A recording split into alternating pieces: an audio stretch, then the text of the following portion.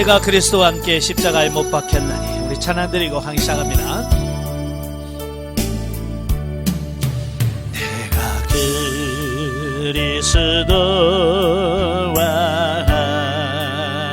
함께 십자가에 못 박혔나니. 그런즉 이제 내가 산 것 아니여 오직 내 안에 예수께서 사신 것이라. 이제 내가 육체 가운데 사는 것은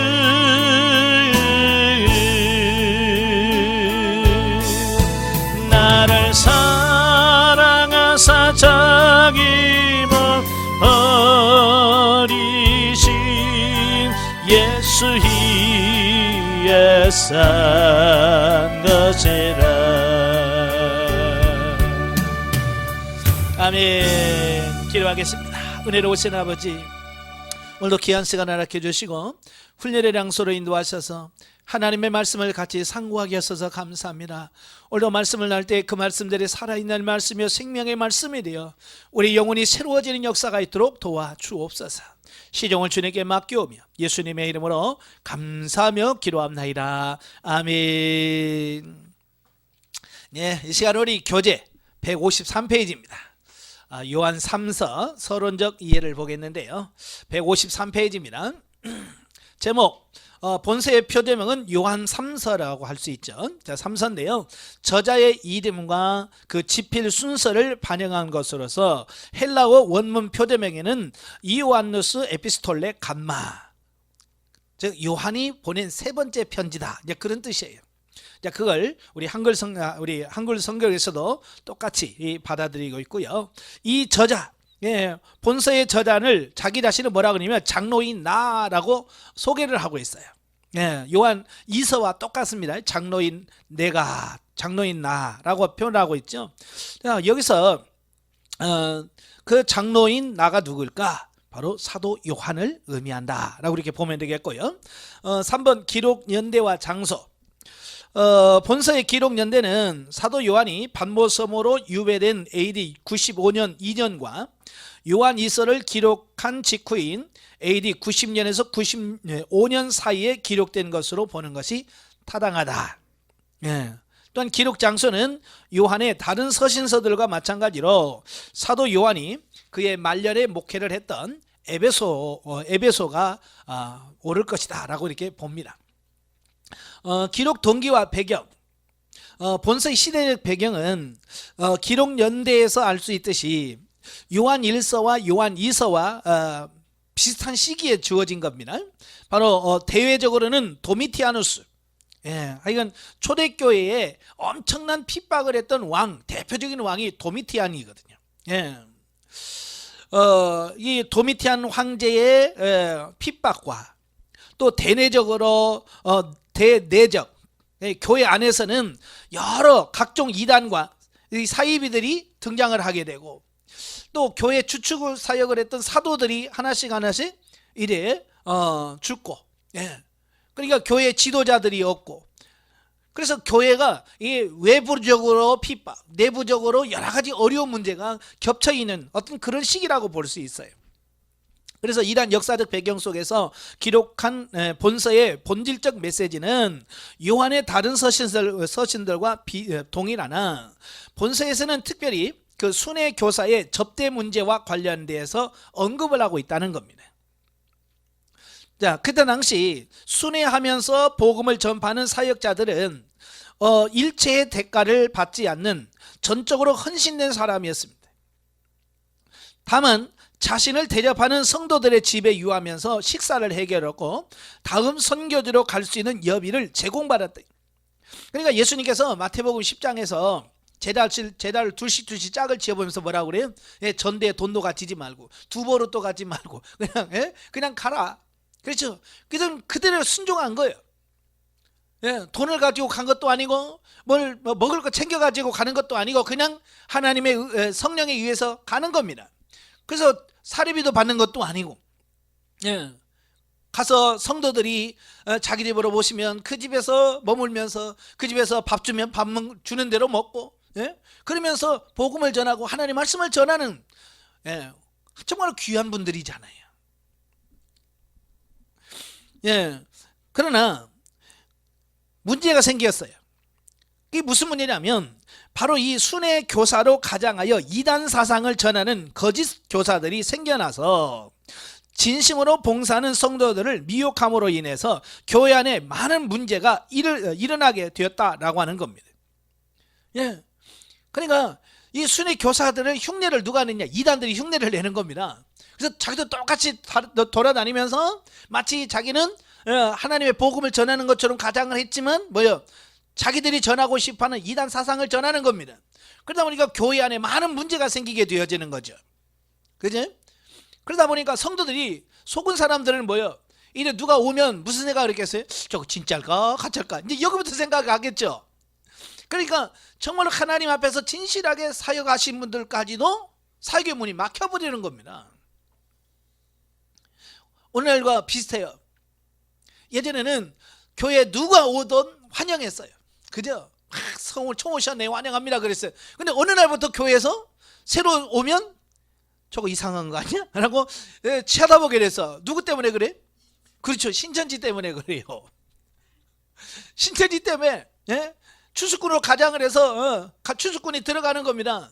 아주 신실한 사람처럼 신앙생활 잘하는 것처럼 해서 들어가요. 그래 나중에 신천지라는 걸 밝혀지니까 성도들이 이제 뭐요? 누가 새로운 사람이 온다, 더 열심히 봉사하거나 일하는 사람 오면 색안경을 끼고 보는 거예요. 저 혹시 저거 신천지 아니야? 그러니까요, 서로가 힘든 거예요. 그죠? 그걸 받아들이는 교회도 의심쩍고, 그러니까 새로 와서 열심히 하려고 하는 사람도 자기를 자꾸 이상한 눈을 쳐다보니까, 예? 자기는 지금 순수한 마음으로 하려고 했는데 자꾸 이상한 눈치를 쳐다보니까 얼마나 또 속상하겠어요. 그래서 우리 한국교회가 굉장히 어려워져요. 그러니까 전에는 아무 교회 나가서 예배 드렸어요. 근데 지금은 함부로 못 갑니다. 그죠? 예. 이런 상황이 와버린 거예요. 바로 이단들의 등장함으로 바로 초대교회에 그런 현상들이 벌어진 거예요. 그 전에는 순수하게 복음을 전하는 순회 교사들이 있었습니다. 그러니까 누구나 와도 모셔와도 문제가 없었어요. 근데 이단들이 섞이면서 이제 문제가 생기는 거예요. 이걸 정말 받아들여야 되나 안 받아들여야 되나, 이거 진짜인가 가짜인가, 이런 갈등이 생기겠죠. 그래서 손해보는 사람은 누구냐? 참된 순회 교사들이 막대한 피해를 입는 거예요. 갔는데 밥도 안 주고 쫓아내, 예? 잠도 안 재워줘, 막 그러니까, 예? 그게 더 어려워지는 거죠. 그래서 요한은 이러한 폐단을 막기 위해서 본서에서 순회 교사들을 잘 대접하는 교회의 신실한 지도자인 가이오와 앞에서 언급한 일부 폐단을 이용한 자기의 지위를 높이고 순회 교사들을 박대하며 심지어는 순회 교사들을 대접하는 성도들을 출교시키는 악행을 저지르는 지도자 디오드레베를 비교하여 제시함으로써 모든 성도들이 가이오처럼 겸손함으로 주의 사역자들을 마땅히 대접하고 환대할 의무가 있음을 교훈한 것이다. 그리고 보다 근본적인 것은 순회 교사 접대 문제를 계기로 하여서 당시 초대교회 안에 일어나고 있는 교회 지도자들로 인한 갈등을 해결하고 올바른 지도자상을 제시하고자 하는 동기도 있다라는 겁니다. 뿐만 아니라 순회 교사들의 활동을 순조롭게 하여 모든 교사들이 사도의 가르침에 순복하도록 하고, 또 모든 성도들이 그리스도 안에서 한 지체라는 의식을 가지고 하나님 나라 확장을 위하여 서로 협력하도록 하게 하려는 큰 목적도 있었다라고 하는 겁니다. 그러니까 이런 교회 안에 어떤 문제가 생겼을 때 그걸 문제를 해결해 줄 수 있는 탁월한 지도자가 필요한 거예요. 그죠?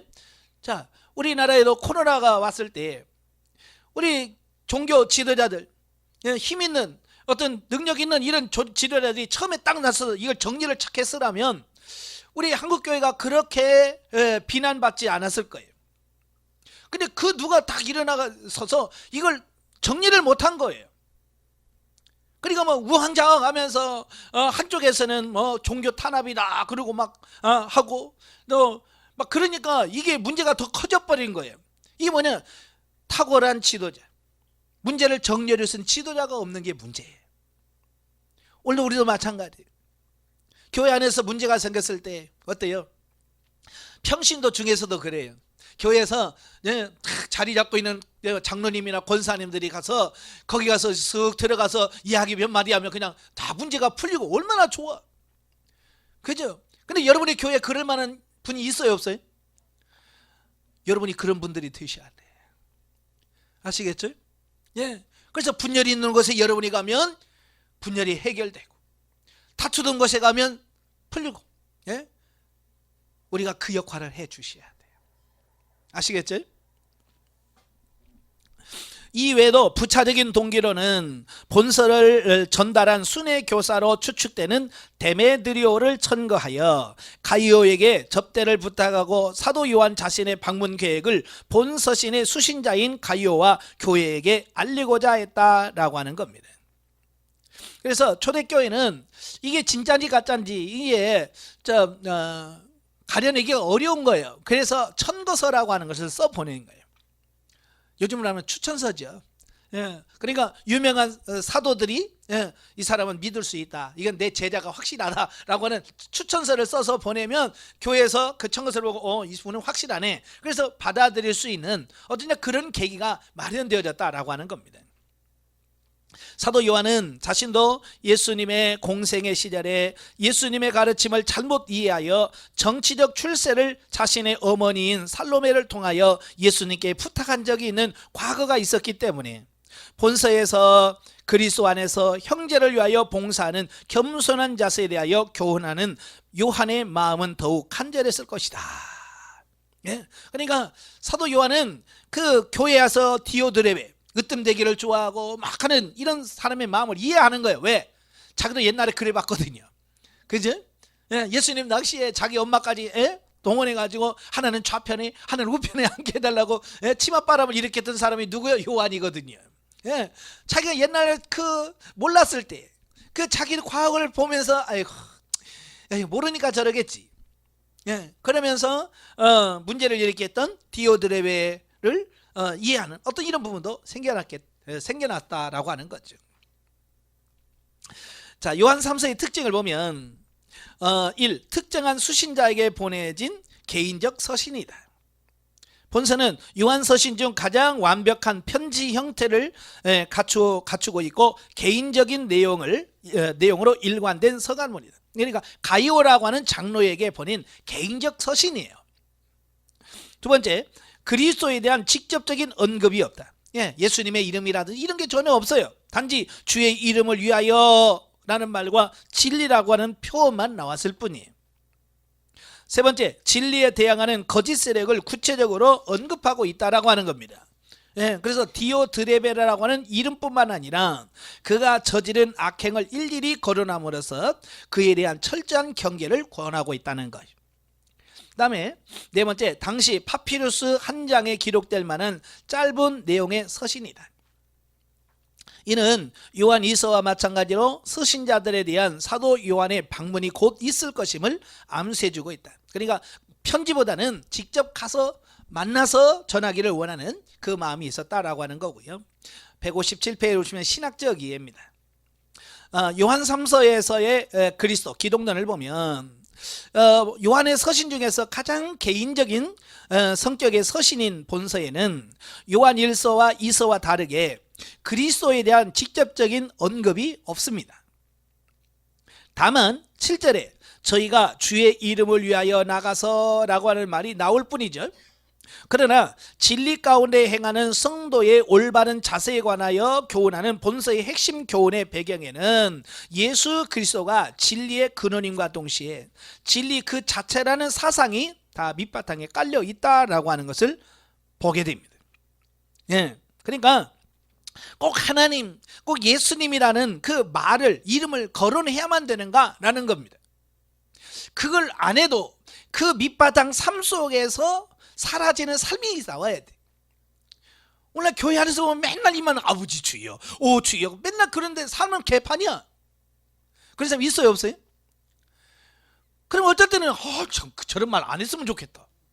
차라리 하나님을 찾지를 말든지. 그렇잖아요, 그죠? 하나님을 많이 찾는다고 중요한 게 아니고, 성경에 하나님, 예수님 이름이 많이 들어가 있는 게 중요한 게 아니고, 삶 속에서 그 말씀대로 진리대로 살아서 지는 이런 부분들이 나와야 된다라고 하는 겁니다. 아시겠죠? 바로 요한 3서가 바로 그런 거예요. 하나님, 예수님은 이름 없어요. 근데 그 바탕에 깔려 있는 것은 뭐냐? 예수 그리스도와 그 예수 그리스도가 진리라고 하는 사실을 밑바탕에 다 깔고 있다라고 하는 것을 보게 돼요. 그리고 이는 우리 성도들은 마땅히 이 진리 안에 거하여야 하며 또 진리를 널리 전파하는 삶을 살아야 된다라고 하는 교훈을 우리에게 주고 있습니다. 자, 요한 3서의 신학적 주제를 보면 모든 성도에게 하나님 말씀에 거함으로 진리를 따라 사는 삶을 살도록 하고자 기록된 본서는 그 실천 방안으로 주의 사역자들을 대접하는 성도의 의무와 책임을 다루고 있다. 자, 이와 관련해서 주제를 살펴보면, 첫째, 성도는 하나님께 사명을 받아 진리를 가르치는 주의 사역자들을 후대해야 한다라는 겁니다. 이는 전적으로 헌신된 목회자들을 돌봄으로써 하나님 나라의 확장 사역에 동참하는 일이 되기 때문이다 라고 하는 것을 보게 됩니다. 물론 이 부분을 잘못 들으면 오해할 수 있습니다. 예, 목회자들이 더 대접받으려고 그러나? 라고 오해할 수 있습니다. 그러나 목회자는 하나님의 일하는 사람들이에요. 그죠? 그래서 하나님의 일하는데 어려움이 없도록 그를 돕는 것은 성도들에게서 자기 상을 누릴 수 있는 가장 좋은 방법이라고 하는 거예요. 아시겠죠? 예. 그래서 하나님의 일을 하는 주의 사역자를 도우라 그 말입니다. 꼭 자기 교회 담임 목사만은 아니더라도, 그렇잖아요. 하나님의 일하는 어려운 분들을 돕는 이 사역이야말로 우리 성도들에게서도 큰 상을 받을 수 있는 겁니다. 그래서 직접 사역에 참여하는 것도 중요하고 귀하지만 주의 사역자들을 후원하고 그들이 사역을 잘 감당하도록 돕는 성도의 헌신 또한 귀한 것이다 라고 하는 겁니다. 네. 그래서 요한복음 10장 40절 42절에 보면 선지자의 이름으로 선자를 영접하는 자는 선자의 상을 받을 것이요, 예. 의인의 이름으로 의인을 영접하면 의인의 상을 받을 것이고, 제자의 이름으로 이 작은 자 중에 냉수 한 그릇이라도 주는 자는 내가 상을 잃지 아니하리라 그랬습니다. 자, 여러분, 나는 선교 한 번도 안 나가도 난 선교사상 받을 수 있어요. 어떻게 받아요? 예, 선교사를 도우면 돼. 예, 주의 이름으로 선교사를 도와 후원하고 물질로도 돕고 기도로도 돕고 가면 나는 한 번도 해외에 나가서 전도한 적은 없지만 나는 선교사상이 있어요. 여러분 평신도지만 여러분 목회자상 받을 수 있습니다. 어떻게? 예, 목회자를 위해서 기도해주고 후원해주고 하면 여러분 목회를 한 번도 안 했어도 여러분 목회자상 받을 수 있습니다. 아시겠죠? 그래서 여러분들이 어떻게 섬기느냐가 바로 여러분에게 주어진 상이에요. 그러니까 냉수 한 그릇 주는 것, 하나님 그것까지도 기억하시고 상을 베푸신다는 겁니다. 그래서 열심히 주의 일 하시는 일꾼들을 후원하시길 바래요. 꼭 목회자만이 아니더라도 교회에서 보면 정말 그 음지에서 전도하면서 자기 삽이 다 털어가서 막 전도하시는 분들 계시잖아요. 그죠? 예? 전도 막 해서 열심히 전도하시는 분들 계셔요. 그럴 때 주의 이름으로 그분들 물질로 후원해 보세요. 그렇잖아요? 개인 전도 물품 사서 좀 전도하는데 좀 보태 쓰세요 라고 하면 뭐요? 바로 그게 전도자의 상이 나에게 오는 거예요. 아시겠죠? 그래서 길거리 가다가 우리 교회만 아니라도 다른 교회 전도하는 팀이 있으면 거기 가서 바카스라도 좀 한 박스 사다 드리고 비타 500이나 여름에 더울 때는 시원한 음료수나 아이스크림 사서 좀 아이고 힘내서 가세요 라고 말하는 거면 내가 전도상을 받는 겁니다. 꼭 주의 종만이 아니라 하나님의 일하는 사람을 돕는 것 굉장히 중요한 거예요. 자, 두 번째, 교만은 악한 사단의 속성으로 교만한 자는 사단에게 속한 자며 하나님의 구원을 체험하지 못한 자이다. 교만은 하나님께 영광을 돌리며 그리스도를 주인으로 모시고 자신을 낮추는 겸손과는 반대로 으뜸되기를 좋아하며 하나님 대신 자기를 높이는 죄악을 범하게 만든다. 그래서 교만은 패망의 선봉이라고 그랬어요.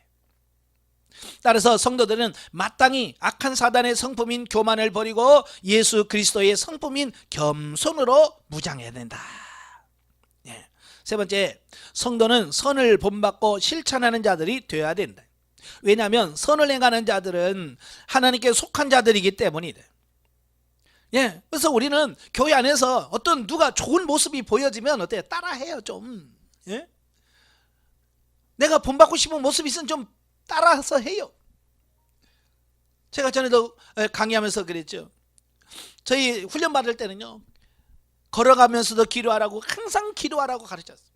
그래서 정말 우리는 걸어가면서도 기도하고, 차 타서도 기도하고, 전철 안에서도 기도하고, 버스 안에서도 기도하고요, 늘 기도했습니다. 근데 저는요, 꼭 그렇게만 해야 되나? 없을 때는 하는데 사람들이 있으면 에이, 내가 꼭 뭐라고 할까요? 외식하는 것처럼 보여가지고 사람들이 있으면 안 하고 사람들 없으면 하고 그랬거든요. 근데 어느 날 화요 기도회가 밤 10시에 끝나고요, 이제 그 훈련원에서 제공하는 버스, 그레이스 버스를 타고 인천까지 가게 되는데, 같이 옆에 맨 뒤에 탔거든요. 맨 뒤에 탔는데 옆에 있는 목사님이 자꾸 자꾸 기도를 하는 거야. 근데 그게 얼마나 귀에 거슬리는지, 꼭 이렇게 꼭 티를 내야 되나?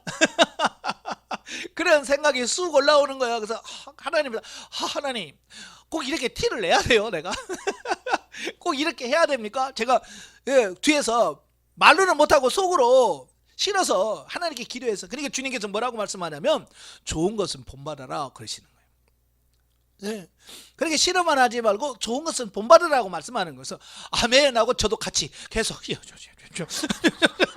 그러면서 하는, 그러니까 늘 좋은 거, 저 사람 참 좋은 모습이다, 선하다 라고 하면 본받으라 그 말이에요. 따라 좀 해보라는 겁니다.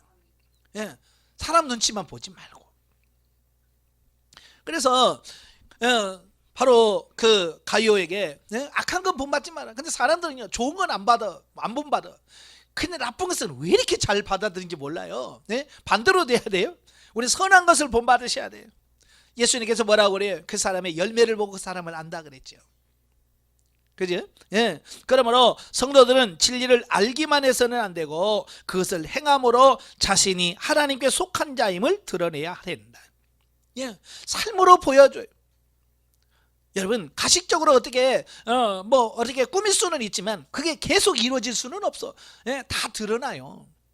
그래서 우리는 꾸며서 남들 앞에서만 잘하는 척하면 안 되고, 정말 삶 속에서 누가 보든 안 보든 하나님 앞에서 신전의식을 갖고 정말 변화된 삶을 살아가는 우리가 되어야 돼요.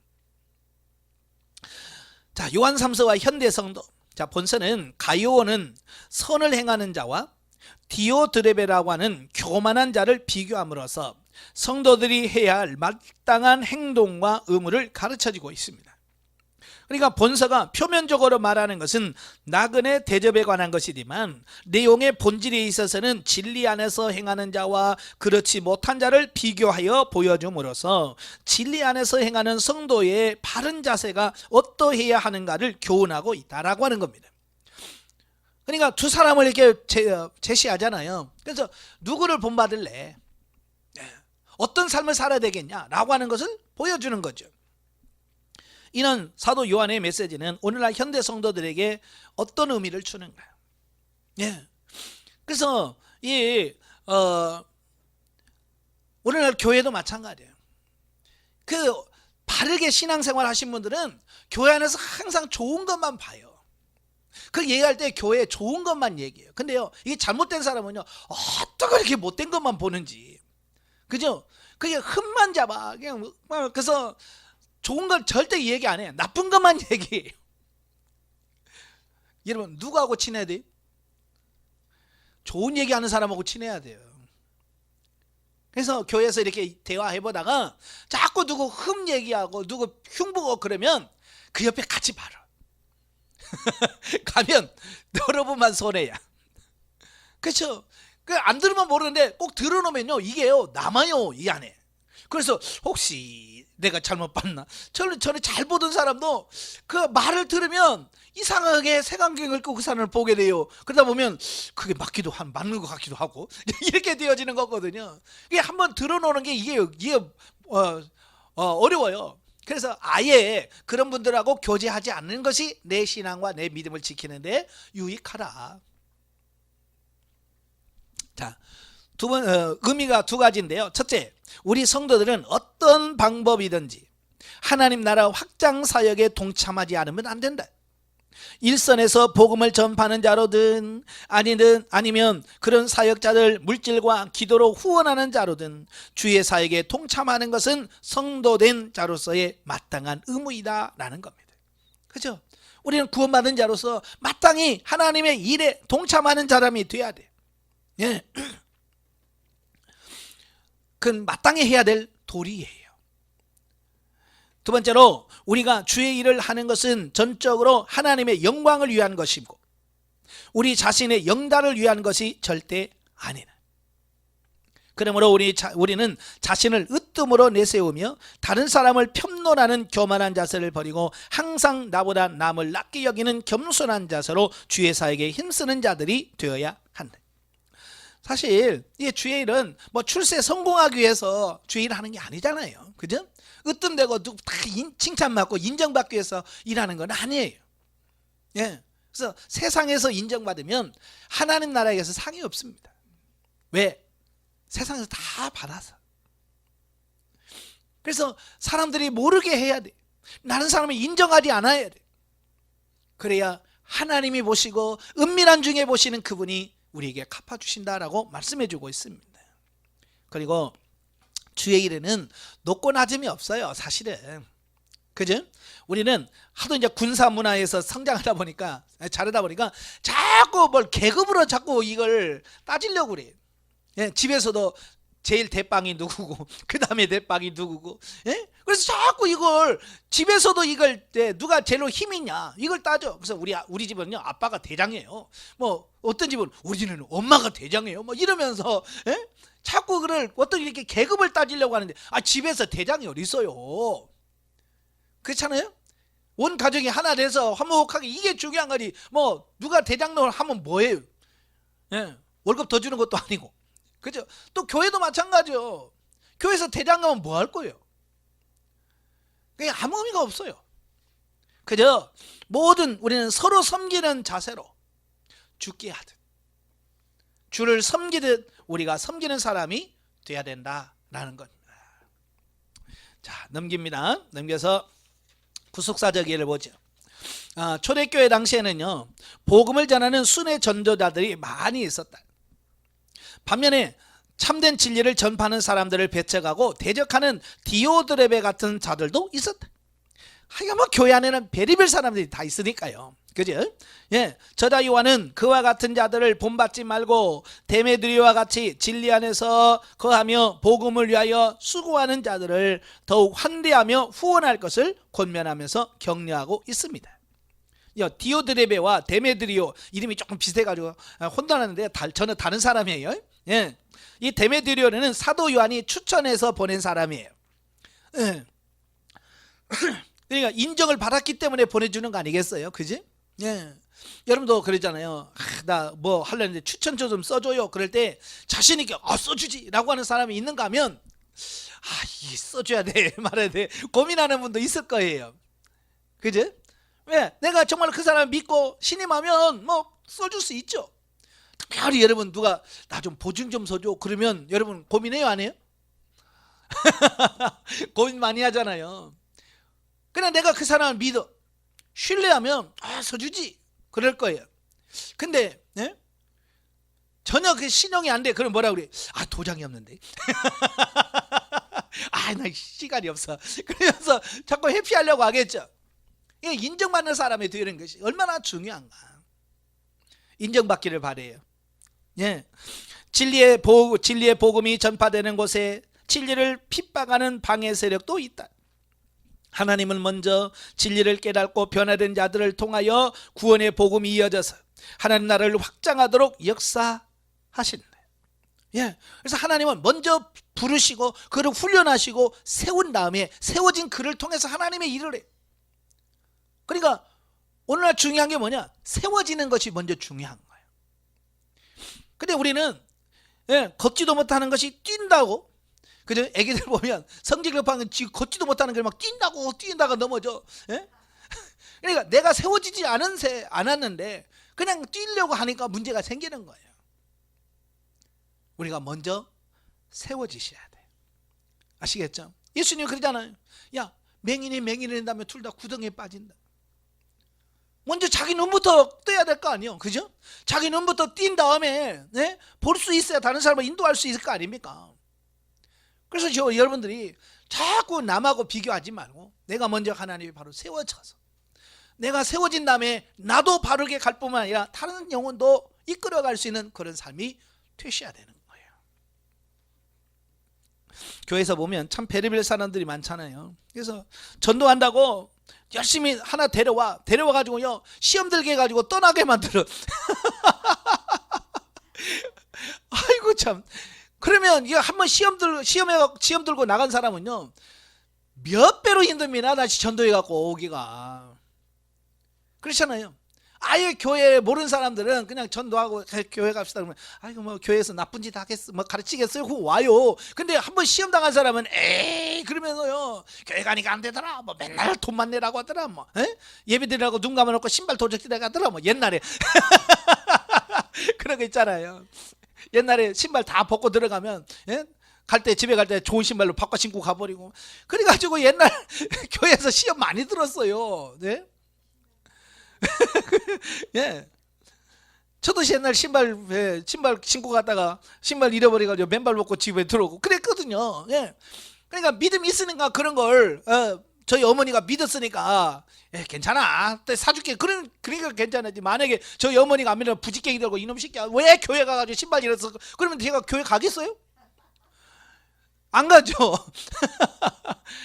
그러니까 먼저 우리가 세워져야 돼요. 아시겠죠? 예. 그래서 하나님은 먼저 우리를 부르셔서 우리를 먼저 세우시는 겁니다. 여러분이 먼저 세워지시길 바래요. 자, 우리는 먼저 자신의 영혼을 진리와 지식으로 진실하게 세울 수 있는 자가 되어야 할 것이다. 자신의 영혼을 세우는 진리와 지혜는 하나님을 경외하고 말씀을 지키는 가운데 얻어지는 것이다. 범사에 우리는 하나님의 말씀을 듣고 그 다음에 지적 도덕적 동의로 끝나는 것이 아니라 행함으로써 영적인 동의까지 이루어져야 된다. 이게 이제 변화된 삶의 순서예요. 먼저 들어야 돼. 말씀을 듣고 나서 지적인 동의가 일어나. 아하 그렇구나. 이 지적 동의가 이루어져야 돼. 그 지적 동의만 가지고는 안 돼요. 그게 도덕적 동의로 가야 돼요. 예, 이걸 다른 말로 의지적 동의라고 그러는데요. 의지가 몸으로서 움직여지려야 돼요. 그냥 머리만 갖고 있으면 안 되고 머리에서 이게 삶으로 움직여야 돼요. 거기서 끝나는 것이 아니라 영적 동의가 이루어져야 돼요. 우리 영이 동의까지 이루어져야 돼요. 그래서 영의 동의까지 일어나야 이게 완전한 변화가 이루어지는 겁니다. 아시겠죠? 그래서 여러분은 하나님의 말씀을 듣고 지적 동의, 의지적 동의, 영적 동의까지 가야 돼요. 그래서 제가 전인구원 자꾸 이야기하는 이유가 바로 그런 거예요. 많은 사람들 그냥 몸 껍데기에서만 몸만 이 안에는 미움이 있어도 겉으로만 아이고 사랑하라 그랬지 안녕하세요. 자기는 다른 줄 아는데 안 된 거야. 겉모습만 지금 그런 거예요. 영적 동의까지 이루어져야 돼. 자, 영적에 보죠. 자, 요한은 최대 기쁜 일을 성도들이 진리로 아름답게 세워지는 일임을 성도들이 바른 진리를 바르게 분별하여 복음을 위하여 함께 수고하는 동역자들을 섬기는 모습을 칭찬하는 것을 통해 알 수 있다.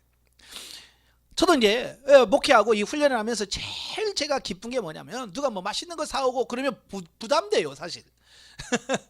뭐가 제일 기쁘냐면 변화되는 거. 참 변화된 삶을 보여주고, 예? 자, 그런 걸 보면 너무 기쁜 거예요. 야, 정말 보람이 있다. 바로 지금 사도 요한도 마찬가지예요. 진리 안에서 아름답게 세워지는 거 보니까 내가 기쁘다. 예. 그것만큼 기쁜 게 없어요. 여러분도 변화됐다면, 영적으로 성장했다면, 성장한 모습, 변화된 모습이 나와야 돼. 그게 뭐예요? 다른 사람을 섬기는 거예요. 이단적인 요소가 확산되어져 신앙 공동체를 붕괴시켜 놓는 가운데 진리를 바르게 전파하는 자들을 환대하는 가이오의 신앙이 본이 되었다. 어려운 중에서도 이 가이오 장로는 그저 성도들을 섬기고 순회 선교사를 섬기고 이래서 모든 사람들에게 본이 되었다라고 하는 거예요. 자, 본문에서 거짓 진리가 난무한 환경 속에서 진리 안에서 선을 분별하여 행할 것을 권면하고 있습니다. 그러니까 세상은 너무 혼탁해요. 그죠? 분별이 잘 안 됩니다. 특별히 말세가 되면 미혹하는 자들이 더 많아질 거라고 예수님께서 말씀하셨. 요즘에는 얼마나 미혹하는 자들이 많은지. 그래서 이 마지막 때는 분별하는 영이 제일 중요해요. 그래서 영분 변호사가 어쩌면 이 마지막 때에 최고라고 볼 수 있습니다. 그래서 영을 분별하셔야 돼요. 그래야 여러분이 영에 속지 않고 끝까지 진리 안에 살 수 있습니다. 분별의 영을 위해서 기도하십시오. 아시겠죠? 자, 우리가 영적으로 성장해야 하는 이유는 자기의 유익을 바라지 않고 복음을 위하여 살 수 있는 자가 되어서 자신이 처한 어느 곳에든지 하나님의 미랄이 되어져서 열매를 거두는 삶을 살기 위해서다 라고 하는 겁니다. 예, 우리가 영적으로 성장하는 이유가 바로 여기 있어요. 다른 데 가서 야 내가 얼마나 성장한 줄 알아? 이래봐야 뭐 안 알아줘. 여러분 한번 이제 수료하고 나서 나 수료했거든? 아무도 안 알아줍니다. 그렇죠? 이게 뭐 학위가 있어요? 뭐가 있어요? 아무도 없어. 근데 그들에게 인정받을 수 있는 유일한 길이 있어요. 변화된 거예요. 변화되어서 새로워지면, 새로운 삶을 살면 아무 말 안 해도 다 알아줘요. 인정해 줍니다. 그래서 이제 수료하신 분들이 보면, 상담을 하다 보면 그래요. 목사님, 요즘에 자꾸 사람이 붙어요. 그래요. 그게 뭐냐, 그냥 교회 가만히 앉아 있어도 사람들이 자꾸 붙어서 권사님 이거 어떻게 해야 돼요? 라고 자꾸 묻는다는 겁니다. 나는 한 번도 그들에게 영성훈련 받았다라고 한 번도 말한 적이 없는데, 그게 뭐예요? 꽃이 피면 향기가 나요. 향기는 눈에 보이는 게 아니에요. 말을 하는 게 아니에요. 그죠? 나 장미다, 장미향이야 말을 안 해도 향이 풍겨. 그러면 냄새를 맡으면 저 알아보잖아. 마찬가지로 여러분의 삶 속에서 말하지 않아도 그 삶이 풍겨 나오는 삶, 그 삶이 돼야 돼요. 근데 그게 성장하지 않으면 불가능한 거예요. 그래서 제가 이문가정 할 때부터 성장해야 된다, 성장해야 된다라고 성장을 강조하는 이유가 바로 거기 있는 거예요. 영적 성숙을 향하여 나아가는 우리는 육신적인 안락을 기대하기보다는 가정과 교회 안에서, 사회에서 진리로 행하여 그리스도의 고난에 동참하는 수준에까지 이르러야 한다. 예. 그래서 영적으로 어릴 때는 자꾸 뭐에다 초점 맞추냐면 어떻게 해야 편해요? 예. 신앙생활을 어떻게 해야 편하게 할 수 있어요? 여기다 초점 맞춰. 영적으로 어리면. 그러나 성장을 하면 어떻게 편한 데다 관심을 가지는 것이 아니라 어떻게 하면 내가 그리스도와 함께 고난에 동참할 수 있을까? 그죠? 어떻게 하면 고난에 동참할 수 있을까? 이걸 고민할 수 있는 사람으로 바뀌어진다 그 말입니다. 그래서 여러분도 이제는 편한 것만 추구하지 말고 하나님이 기뻐하시는 일이 뭘까? 어떻게 하면 내가 섬길 수 있을까? 그걸 고민하면서 그걸 찾아가서 행하는 여러분들이 되셔야 돼요. 그래서 교회에서도 연말이 되면 뭐 부서 맞고 막 그러면 서로가 막 편한 데 가려고, 그죠? 구역 이렇게 조정해줘도 힘든 사람이 있어요. 안 해, 나 안 해. 구역장 안 해. 저 사람 때문에 안 해. 그러면서 그냥 구역장 하나 맡겨 누구 때문에 안 한다고 그러고, 뭐 맡겨 그러면 힘들다고 안 하고 막 그러니, 참말로 여러분 자원해서 하시길 바래요. 아시겠죠? 제일 사람들이 하기 싫어하는 일, 힘들어하는 일을 자원해서 하시면서 하나님 앞에 인정받기를 바래요. 자, 넘겨서 본문 이해로 들어갑니다.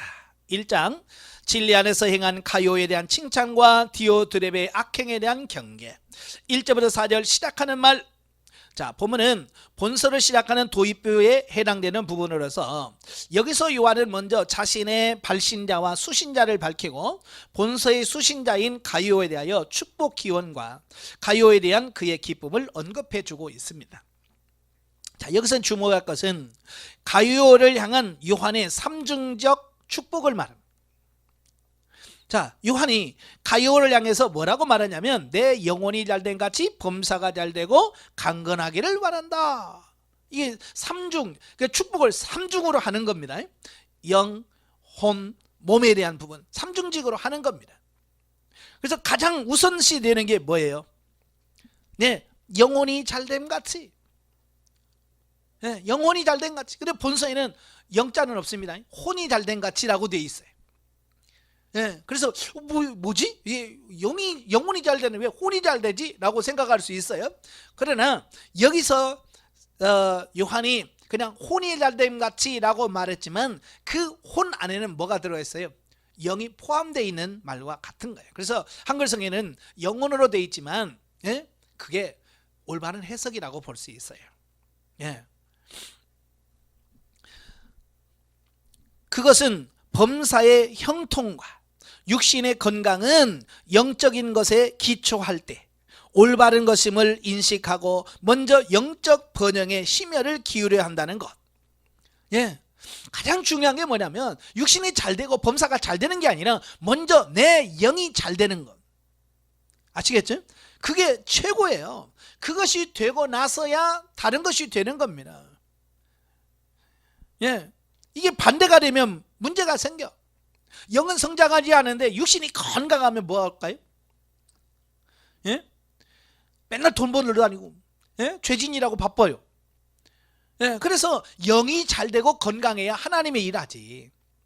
영이 건강하지 않은 상태에서 육만 잘 돼봐야 하나님께 영광이 안 돼요. 그래서 여러분도 영이 먼저 잘 돼야 돼. 아시겠죠? 그 다음에 영은 거룩하고 육은 악하다는 이원론적인 사고를 버리고 영육 간의 균형 잡힌 발전을 도모해야 한다는 것이다. 그러니까 이 헬라 철학에 빠진 사람들은 영은 선하고 육은 악하다 그래서 막 육을 아주 못되고 나쁜 걸로 이렇게 인식을 해요. 그러나 사실은 성경은 뭐예요? 영도 잘 되고 육도 잘 되는 것이 하나님이 기뻐하시는 거예요. 아시겠죠?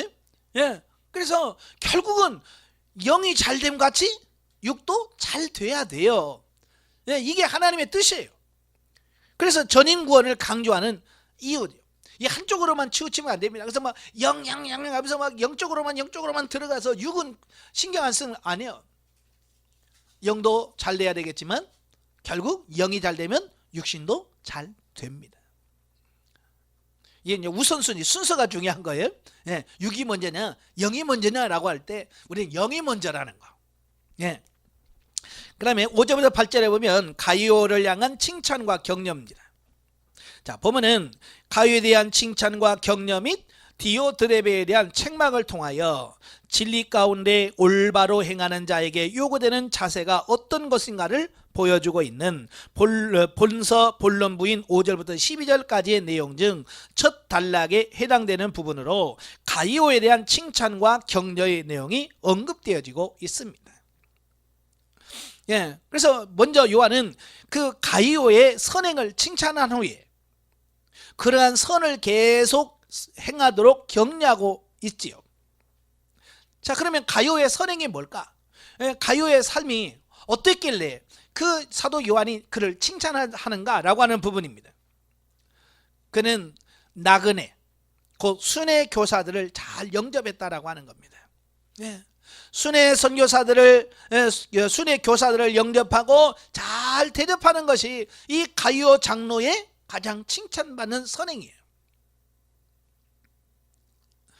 이처럼 가이오가 순회 교사들을 후대한 행위는 율법의 정신에 충실한 것이었고 또한 예수 그리스도의 교훈을 그대로 실천한 것이다 라고 말씀할 수 있는 거예요. 예, 그래서 구약의 율법에서도 나그네를 잘 대접하며 그렇잖아요.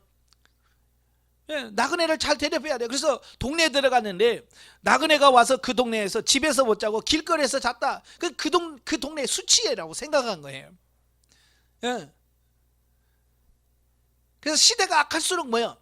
자기 집으로 영접하는 사람이 없어. 시대가 악하니까.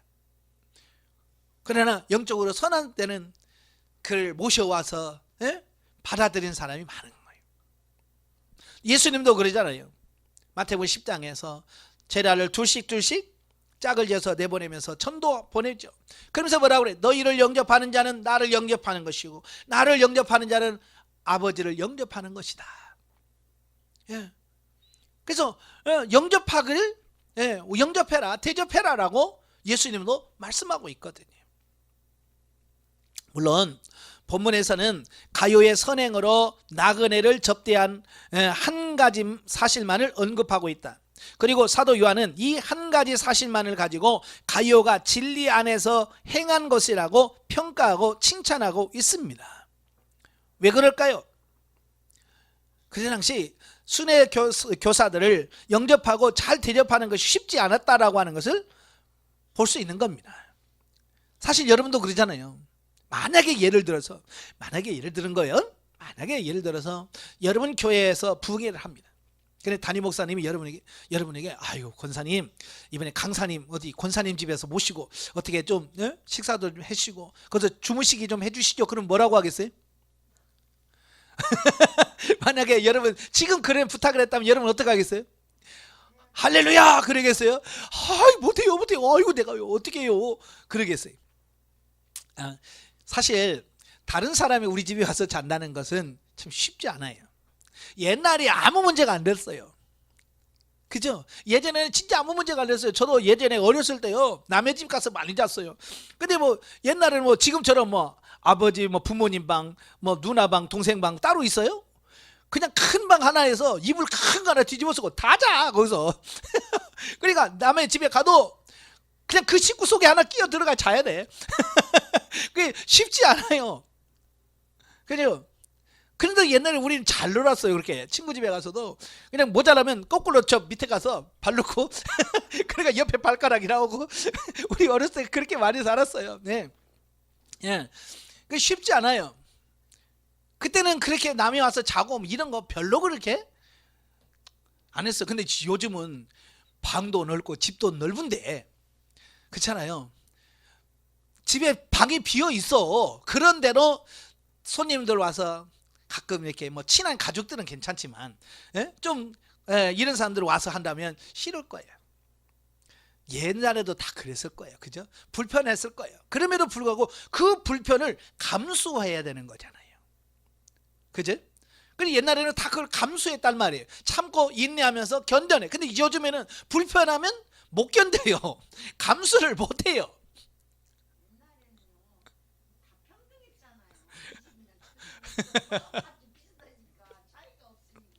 예. 예, 그래요. 그러니까 그 힘들어. 지금도 힘들어. 예전에도 쉽지 않았다고 하는 겁니다. 예. 그럼에도 불구하고 그 일을 이 가요 장로가 했다는 겁니다. 사실 초대교회로 지금처럼 교회가 이렇게 뭐 건물을 짓고 시작한 게 아니잖아요. 초대교회는요 다 어디서 시작이냐면 가정집에서 시작한 거예요. 누가 복음을 받아들이고 정말 이 복음이 귀하다라고 하면 우리 집에 사세요. 그래서 자기 집에서 내놓아서 그 집에서 모여서 기도하고 식사하고 막 이런 거 하면서 이 모든 것을 다 그분이 희생하고 헌신함을 통해서 교회가 세워진 거예요. 요즘에 누가 그렇게 헌신하려고 하는 사람 누가 있어요? 없어요. 그래서 지금 한국교회 부흥이 멈춰진 이유가 다른 게 아니에요. 살기는 더 좋은데 옛날만큼은 안 해. 옛날에 저도 20대 때 보면 그때 교사들 열심히 일하잖아요. 그럼 막 성도들이 자기 집으로 교사들 초청해가지고 그냥 막 맛있는 거 해서 주고 막 그랬다고요. 예, 근데 지금 그런 사람 없어요. 예. 그 섬기는 것이 예전만 못해요. 살기는 더 좋은데, 그죠? 왜? 우리의 마음속에 오늘 가룟 장로와 같은 그런 섬김의 모습이 없기 때문에 그래요. 이런 사도 요한의 평가에 대한 충분한 이해는 9절 10절에 제시된 디오드레베의 악행을 통해서 분명히 알 수 있다. 즉 디오드레베는 들을 비롯한 많은 사람들이 여러 가지 이유로 인하여 복음 전파 사역으로 수고하는 순회 교사들을 박대하고 소홀히 여겼다. 물론 그들 나름대로 이유가 있었을 거예요. 그제? 예. 뭐 예전에 한번 속았다든지 뭐 이런 이유가 있었겠죠. 나름대로 다 이유가 있었겠지만, 예, 그러나 그것으로 인하여 정당화할 수는 없는 겁니다. 예? 옛날에 한번 속았어. 난 다시는 안 해. 그렇다고 해서 내가 정당화할 수는 없는 거예요. 다시 속지 않도록 잘 해야 되는 거지. 자, 가룟은 물질과 따뜻한 마음으로 순회교사들을 대접하고 섬기는 일에 누구보다도 솔선수범했다라고 하는 겁니다. 자, 9절부터 12절이면 디오드레베에 대한 경계와 데메드리오 천거입니다. 자, 본문에서는 가룟의 선행과 대조되는 디오드레베의 악행들에 대하여 언급하면서 그 같은 자들에 대하여 경계한 사실과 진리 안에서 행하는 자로 무사람들의 인정을 받고 있는 데메드리오를 가룟에게 천간 사실을 언급하고 있습니다. 자, 본문에서 악을 행하는 대표적 인물로 소개된 사람이 누구냐? 디오드레베입니다. 그는 아마 이 가룟가 속해 있던 교회의 지도자적 역할에 위치해 있던 사람으로서, 예, 성도들에게 선을 행함으로 모범을 보여야 마땅했다. 예, 그 교회 지도자로 세웠다라고 하는 것은 뭡니까? 그래서 자기가 마치 권력자처럼 행세하라고 세운 게 아니잖아요. 그죠? 모든 성도들에게 본이 되고 덕을 끼쳐서 성도들을 잘 이끌으라고 지도자로 세운 거지. 예? 근데 이 디오드레베는 자기를 왜 지도자로 세웠는지를 잊어버린 거예요. 예, 그러나 으뜸되기를 좋아했던 그는, 예, 이게 이제 문제예요. 예, 자기가 최고가 되어야만 하는 성격. 그죠? 교회도 꼭 그런 분이 있습니다. 기관에도 꼭 자기를 최고라고 해서 회장 시켜야 일하지, 그냥 부회장만 시키고 일 안 해. 뭐든지 최고 자리에 올라가려고 하는 사람들이 있거든요. 예, 그거는 안 돼요. 예수님 뭐라고 했어요? 하나님의 나라의 큰 자는 섬김을 받는 자가 아니라 섬기는 자가 큰 자다. 예. 그래서 어떤 최고의 자리, 그렇다고 해서 최고의 자리에 뭐 회장 자리 하지 말라는 얘기는 아닙니다. 회장 해야죠. 누군가는 해야죠. 그죠? 그러나 회장 돼야만 일하고 안 했다고 안 하고 그건 아니라는 거예요. 회장이 되든 안 되든, 예? 내가 정상적으로 봉사하다가 회장 순서가 와서 회장 하시죠. 그러면 아이고 나 못해요. 그러지 말고. 그렇잖아요. 예, 회장 해야죠. 그러나 회장도 마찬가지로 섬기는 자가 돼야 되죠. 그죠? 그래서 교회는 누구나 다 섬기는 자가 돼야 돼. 목회자도 섬겨야 되고, 예? 장로도 섬기고, 권사도 섬기고, 다 섬겨야 돼. 그런데 이 지도자가 된 이 디오드레베는 그걸 싫어하는 겁니다. 누가 자기보다 높이 올라가는 걸 싫어. 그러니까 순회 교사들의 방문 때문에 그 교회 지도자로서 자기 권위가 실추되고 자신의 기득권이 상실됨을 염려한 나머지, 예, 사실 그렇잖아요. 여러분 부흥회 오면 담임 목사님한테 관심이 많이 가요? 부흥 강사님한테 관심이 더 가요? 당연히죠. 그렇잖아요. 부흥회 하면, 예, 자기 담임 목사님보다 그 강사님한테 더 관심을 가게 돼 있어. 근데 그게 싫어서 안 하시는 분도 계셔. 그 꼴 보기 싫다는 거야. 예. 다는 아니에요. 예. 그건 열등감과 어떤 자격지심, 이런 게 많은 사람들이 주로 그렇게 행동을 합니다. 그 열등감에서 벗어나야 돼. 자신이 있어야 돼. 그래서 그 디오드레베는 순회 교사가 오면 성들이 다 관심을 거기서, 자기가 설교할 때는 안 나오던 사람도 나와. 예? 그리고 자기가 설교할 때는 줘라. 근데 순회 교사들 오면 안 줘라. 그러면 그걸 보면서 열받는 거지. 왜 내가 할 때는 졸고, 누구 오면 안 줘라. 그런 것도 내가 능력이 부족하구나 이걸 깨달아야 되는데 그걸 못 깨닫고 왜 보기 싫어, 저 꼴 보기 싫으니까 나 안 모시는 거야. 이렇게 되면 문제가 되기는 거예요. 바로 디오드레베가 바로 그런 거예요. 그 꼴 보기 싫어서 어떻게 해요?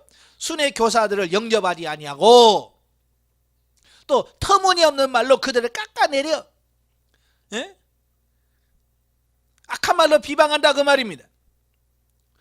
또 자신의 지시를 무시하고 순회 교사들을 영접하고자 하는 성도들을 교회에서 교회의 권위에 도전한다는 빌미로 교회에서 출교시키는 등 도저히 교회 지도자로서는 있을 수 없는 악행을 저질렀다라고 하는 겁니다.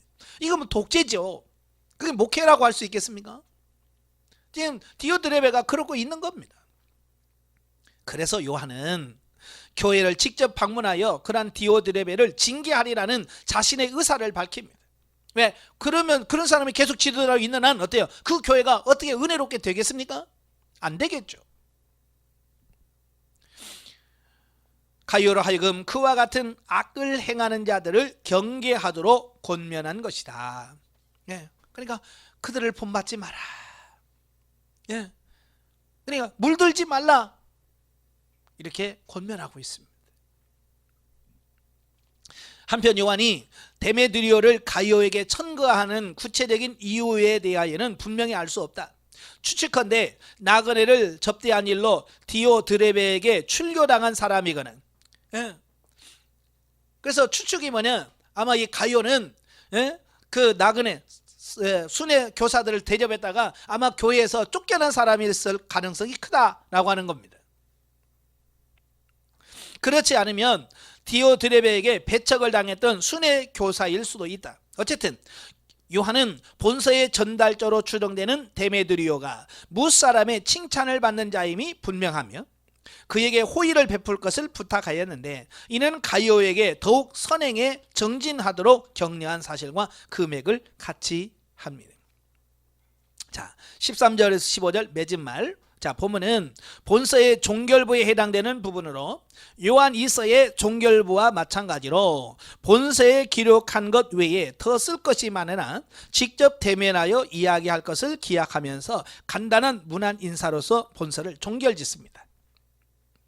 자, 특별히 우리는 여기서 요한이 에베소 교인들을 친구로 표현하고 있음을 볼 수 있는데 이는 디오드레베와 그 무리들이 요한을 비롯하여 순회 교사들에게 가지고 있는 적의와 대조를 이루기 위한 표현이 되다. 교회에서는 원수가 되면 안 되죠. 친구가 돼야 돼요. 바로 이제 그걸 대조하기 위해서 친구라고 표현을 썼죠. 자, 이는 우리에게 항상 선행으로서 모든 사람과 친구의 관계를 맺을 수 있어야 한다는 교훈을 보여주고 있습니다. 우리는 교우 관계, 교회 안에서 성도들 간의 관계가 원수지간이 되면 안 됩니다. 아시겠죠? 원수가 되면 안 되고 서로 사랑하고 하나가 되는데 힘써야 됩니다.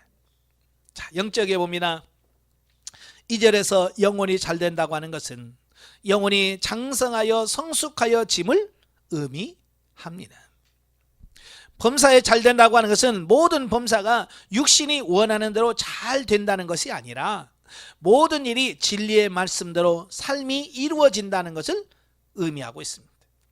말씀대로 우리의 영혼이 성숙되어지면 모든 일을 하나님께서 친히 행하시고 우리의 육신의 문제도 형통하게 되는 것을 경험하게 된다.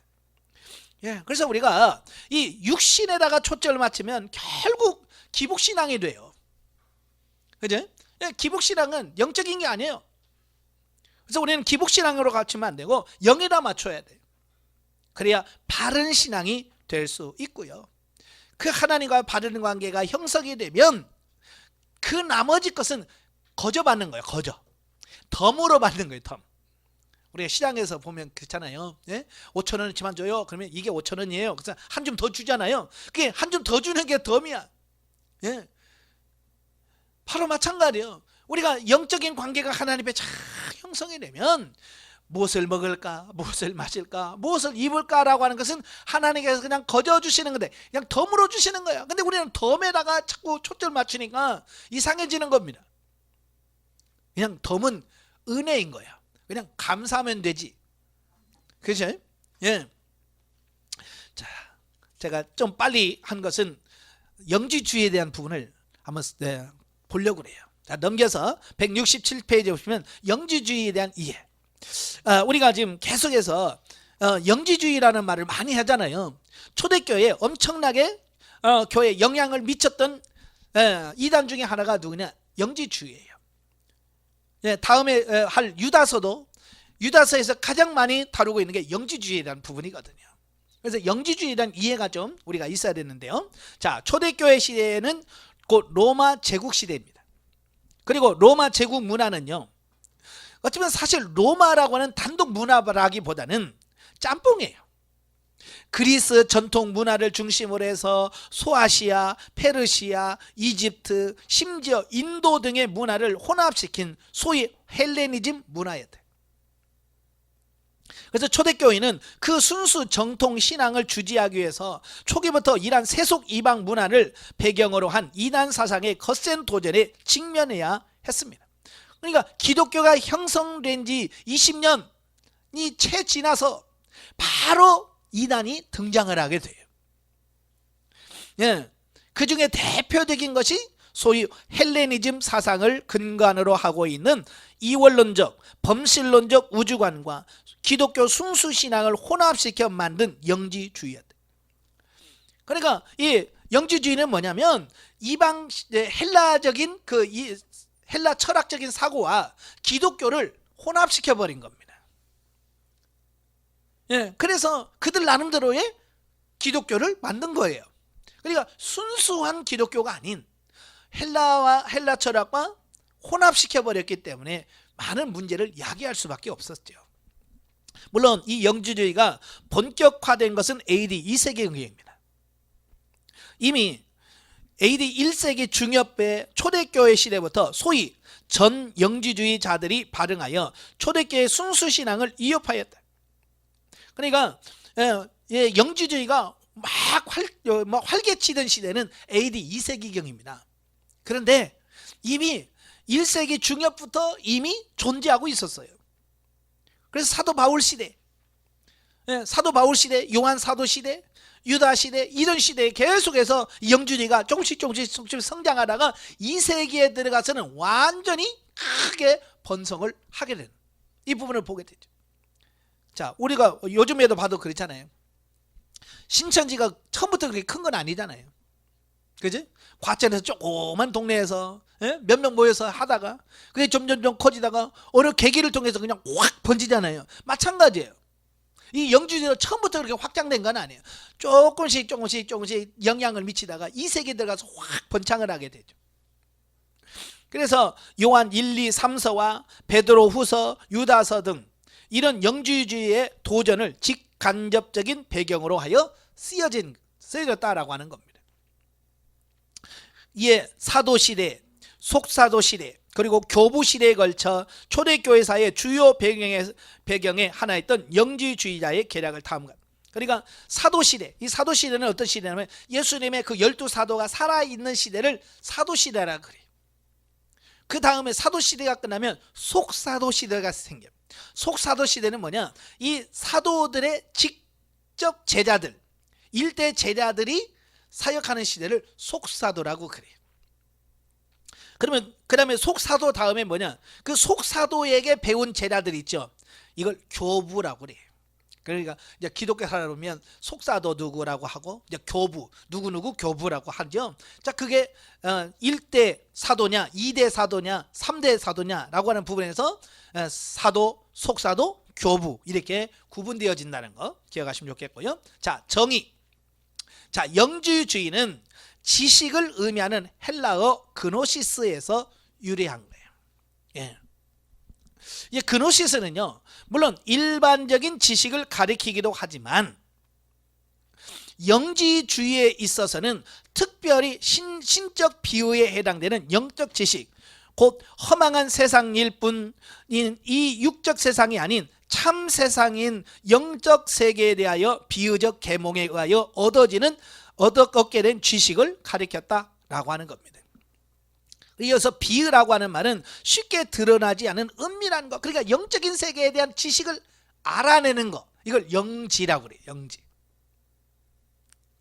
즉 세상은 저급하고 무가치한 물질 세계와 영원하고 완전한 영의 세계로 이분되어 있으며, 인생은 그 영혼이 육체에 갇힌 불완전한 존재인 바, 이제 영혼이 육체로부터 해방되어 영적 세계로 복귀함으로 소위 구원을 얻기 위해서는 영적 세계에 대한 신적 의지로부터 계시된 지식이 필요한데, 그것이 곧 영지이며, 이런 영지를 중심으로 한 이원론적 우주관과 구원관을 가진 사상이 곧 영지주의다라고 하는 겁니다. 그러니까 이 영지주의는 아주 이원론적인 사상을 갖고 있어요. 영의 세계는 완전히 거룩하고 순결하고 좋지만 이 육의 세계는 이건 완전히 뭐예요? 이건 무가치하고 저급하고, 이렇게 이 영의 세계와 물질 세계를 완전히 따로 구분시켜요. 분리를 시킵니다. 그래서 이 사람은 뭐냐? 사람은 영이 이 육체 안에 들어왔다. 예. 그래서 육체는 뭐냐? 영혼의 감옥이라고 표현해요. 예. 그러니까 이 영지주의는 죽음을 굉장히 찬양합니다. 죽는 걸 원해요. 죽는 걸 좋아합니다. 왜? 영이 해방되는 날이라고 하는 거예요. 예. 영이 해방되는 날. 그러니까 뭐 사실인지 아닌지는 모르겠습니다만은 소크라테스가 나중에 감옥에 갇혀서 죽잖아요.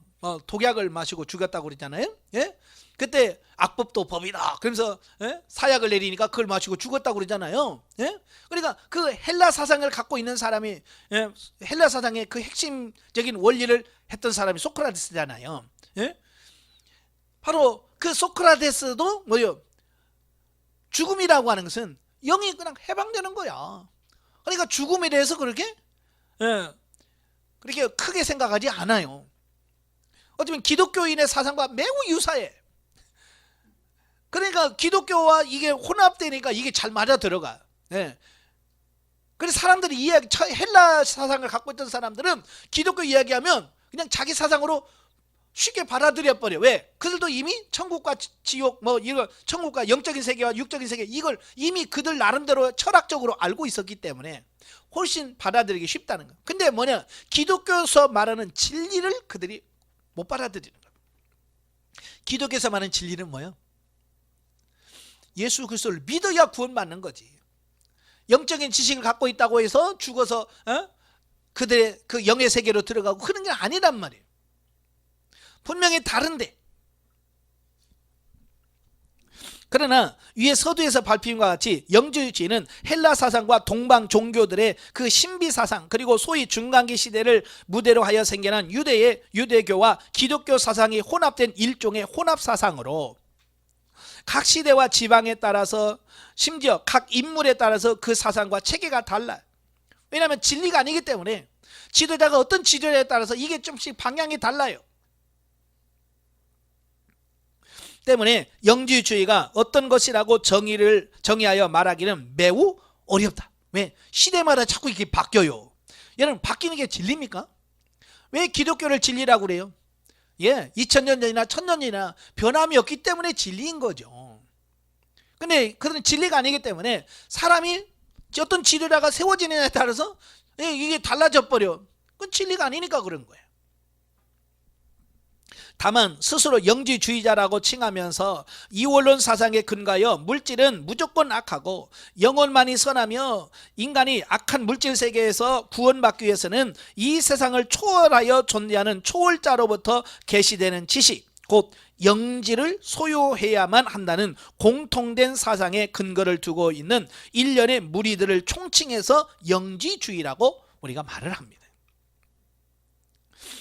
두 번째, 영지주의자의 역사. 자, 기독교 이단으로서의 영지주의가 본격적으로 그 모습을 드러낸 것은 사실 신약성경 기록이 모두 끝난 뒤인 AD 2세기 초반경이다. 그런데 신약성경은 이미 1세기 중반경부터 영지주의적 이단이 기독교 내부에 존재하고 있음을 증거합니다. 이에 성경에서 언급하고 있는 영지주의는 아직 그 교리나 체계에 있어서 완전한 형태를 가지지 못하긴 하였지만 2세기경의 영지주의의 뿌리가 되는 것이기 때문에 전영지주의라고 봄이 타당하다. 한편 이러한 기독교 이단으로서 영지주의가 생겨나기 이전부터도 영지를 중심으로 한 신화적 사상체계가 존재했었다. 즉 물질은 악하고 영은 선하다는 이원론 사상에 근거하여 물질로 구성된 우주와 이 우주와 정반대되는 초월자가 존재하는 초월적 세계를 구분하고, 그러니까 이들은 이 물질 세계와 초월된 세계를 구분합니다. 그래서 이 초월된 세계를 뭐라고 말하냐면 이데아 세계라고 그래요. 이데아.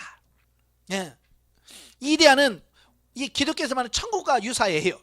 거기는 육이 없고 영만 존재하는 곳이고 죄라든지 이런 게 없는, 불의가 없는 정말로 완벽한 세상, 그걸 이데아라고 그래요. 그러니까 철학에도 그런 사고가 있으니까 기독교 딱 보는 거 천국? 이데아네. 그냥 받아들여 버리는 거예요. 비슷하다고 해서 그게 아니잖아요. 그러니까 교회에서 천국 얘기하니까 불교에서 우리는 극락세계를 얘기한다. 그러니까 극락세계나 기독교지만 천국이나 같은 거네 이렇게 하는데 같아요? 틀려요? 달라요. 비슷하다고 해서 비슷한 게 아닌 거예요.